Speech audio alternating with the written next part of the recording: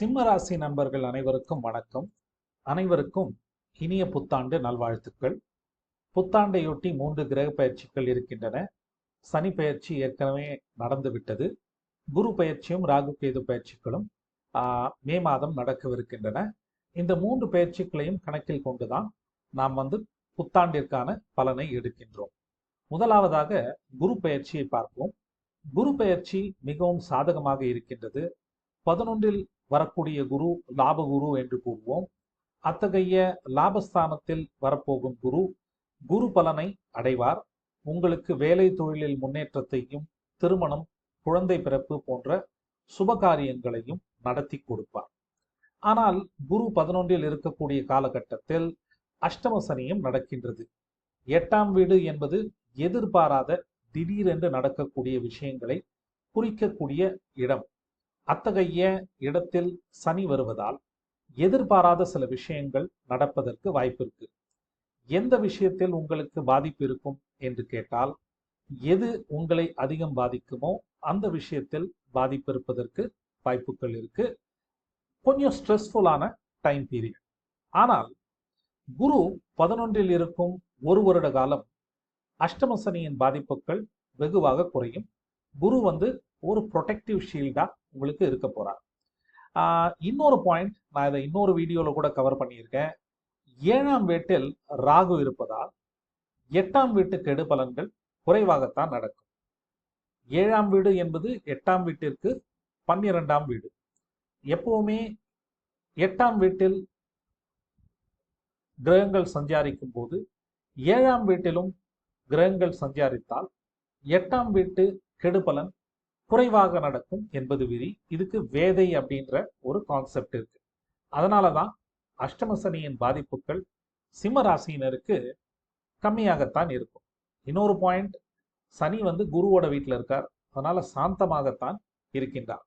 கிட்டத்தட்ட 2026ஆம் வருடத்தின் இறுதி பகுதி வரை இந்த 7ஆம் வீட்டின் ராகுவால் ஏற்படக்கூடிய வேதை என்பது இருக்கின்றது.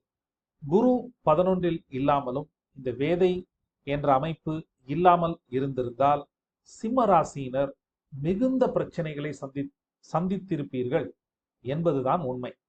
சரிங்களா? இன்னொரு விஷயம் பார்த்தீங்கன்னா, 13 ஜூலை முதல் 28 நவம்பர் வரை கிட்டத்தட்ட ஒரு 3.5 மாதங்கள் சனி வக்கரமாக இருக்க போகின்றார். அதாவது பின்னோக்கி செல்வது போல் தோன்றக்கூடிய ஒரு நிலையில் இருப்பார். பொதுவாக அஷ்டம சனி வக்கரமாக இருக்கும் காலகட்டத்தில் சனியால் ஏற்படக்கூடிய கெடு பலன்களுக்கு ஒரு ஸ்டே ஆர்டர் நடக்காது அப்படின்னு நம்ம சொல்லலாம். முன்னாடியும் போவாது, பின்னாடியும் போவாது. கெடு பலன்கள் இந்த சனி வக்கரமாக இருக்கும் காலகட்டத்தில் நடக்காது அப்படின்றதுதான் உண்மை. அதனால் 13 ஜூலையிலிருந்து 17 அக்டோபர் வரை சிம்ம ராசியினருக்கு ஒரு பொற்காலம் என்றே நான் கூறுவேன். ஏன் 17 அக்டோபர் அப்படின்னு நான் சொல்றேன்னா, 18 அக்டோபர்லேருந்து குரு 11ல் இருந்து ஒரு மாத காலம், கிட்டத்தட்ட கொஞ்சம் ஒரு மாதத்திற்கு மேலான காலம் 12ஆம் வீட்டிற்கு போய் பின்பு வக்கரமாக 11ஆம் வீட்டிற்கே வந்து விடுகின்றார். ஸோ சனி வக்கரமாக இருக்கும் காலகட்டத்தில் குரு 11ல் வலிமையாக இருப்பதால் 11ஆம் வீட்டு நற்பலன்களை அந்த 3.5 மாத காலங்கள் உங்களுக்கு முழுமையாக கிடைக்கப் போவது என்பதுதான் உண்மை. சரிங்களா?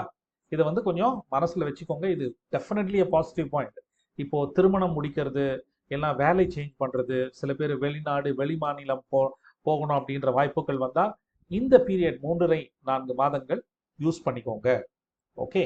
இறுதியாக ராகு கேது பயிற்சி. கேது 1ல் இருப்பதால் ஏதோ ஒரு விதத்தில் விரக்தியை கொடுப்பார். ஓகே, அதுதான் கேதுவால் ஏற்படக்கூடிய ஒரு விஷயம். 7ல் இருக்கும் ராகு கணவன் மனைவியிலேயே சில பிரச்சனைகள் போவதற்கும் வாய்ப்பு இருக்கு. அஷ்டம சனி அப்படின்னா அனைத்து காலமும் பிரச்சனை என்று இல்லை. ஓகே, மற்ற கிரக பயிற்சிகளும் அமைப்புகளும் ஓரளவிற்கு உங்களுக்கு சாதகமாகத்தான் இருக்கின்றது. ரைட்?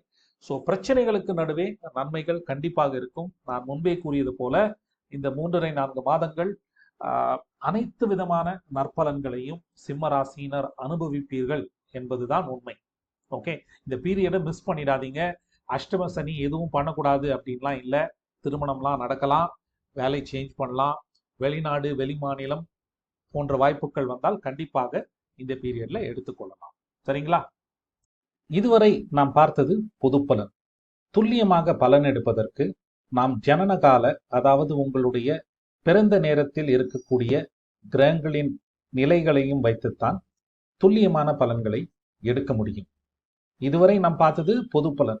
யாருக்கு நற்பலன்கள் கிடைக்கும், யாருக்கு பிரச்சனையான காலகட்டம் என்பதை ஜனனகால கிரகங்களுடன் கோச்சார கிரகங்களை இணைத்து பலன் கூறினால் துல்லியமாக நம்மால் பலன் எடுக்க முடியும். உங்களுடைய சுயஜாதகத்தில் இங்கே குறிப்பிட்டுள்ள இடங்களில் குருவோ சுக்கிரனோ இருந்தால் நற்பலன்கள் அதிகமாக நடக்கும். குறிப்பாக பணப்புழக்கம், பணவரவு தாராளமாக இருக்கும். ஏன் அப்படி கூறுகின்றேன் என்றால், கோச்சார சனியும் ஜனனகால குரு அல்லது சுக்கிரனுடன் இணைந்து நற்பலன்களை வழங்குவார்கள். அதே போல கோச்சார குருவும் ஜனனகால குரு அல்லது சுக்கிரனுடன் இணைந்து நற்பலன்களை வழங்குவார்கள். இங்கே நான் குறிப்பிட்டிருக்கும் 2 அமைப்புகளில் ஏதோ ஒரு அமைப்பு இருந்தால் போதும். இந்த 2மே இருக்க வேண்டும் என்று அவசியமில்லை. ஏதாவது ஒன்று இருந்தாலே நற்பலன்கள் அதிகமாக நடக்கும். இந்த அமைப்பு குழந்தை பிறப்புக்கும் ஒரு நல்ல அமைப்பு என்றே கூறலாம். சரிங்களா? இது நல்ல பலன். யாருக்கு பிரச்சனை அப்படின்னு நீங்க கேட்டீங்கன்னா, உங்களுடைய சுயஜாதகத்தில் நான் இங்கே குறிப்பிட்டிருக்கும் இடத்தில் சனி இருந்தால் கோச்சார கேதுவும் ஜனனகால சனியும் இணைந்து வேலை தொழில் சார்ந்த விஷயங்களில் பிரச்சனைகளை தரலாம். எந்த அளவிற்கு பிரச்சனை என்பது உங்களுடைய சுயஜாதகத்தை பொறுத்தது. அதே போல சூரியன் இங்கே இருந்தால் சூரியன் கேது இணைவு ஏற்பட்டு தந்தை, அரசு, மேலதிகாரி சார்ந்த விஷயங்களில் பிரச்சனைகள் எழலாம். ஒருவேளை இங்கே சுக்கிரன் இருந்தால் சுக்கிரன் கேது இணைந்து பெண்களால், குறிப்பாக இளம் பெண்களால் சில பிரச்சனைகள் வரலாம். இத்தகைய இணைவு ஒருவேளை ஆண் ஜாதகத்தில் இருந்தால் மனைவியுடன் கருத்து வேறுபாடு, பிரச்சனைகள் வருவதற்கும் வாய்ப்பு இருக்கு. அதே போல செவ்வாய் இருந்தால் சகோதரர்கள் சார்ந்த விஷயத்தில் பிரச்சனைகள் வரலாம். இத்தகைய இணைவு பெண்கள் ஜாதகத்தில் இருந்தால் கணவன் மனைவி இடையே பிரச்சனைகள், கருத்து வேறுபாடுகள் வருவதற்கும் வாய்ப்புகள் இருக்கு. அதே போல நான் குறிப்பிட்டுள்ள இடத்தில் கேது இருந்தால், இங்க என்ன பாருங்க, கோச்சார சனி, ஜனனகால கேது இவை இரண்டும் இணைந்து வேலை தொழில் சார்ந்த விஷயங்களில் பிரச்சனைகளை தரலாம். ஓகே. ஒருவேளை நான் இங்கே குறிப்பிட்டுள்ள இடத்தில் ராகு இருந்தால் உங்களுடைய உடல் ஆரோக்கியத்தில் கண்டிப்பாக கவனம் தேவை. இப்படித்தான் பொது பலனில் இருந்து குறிப்பிடும்படியான பலனை நம்மால் எடுக்க முடியும்.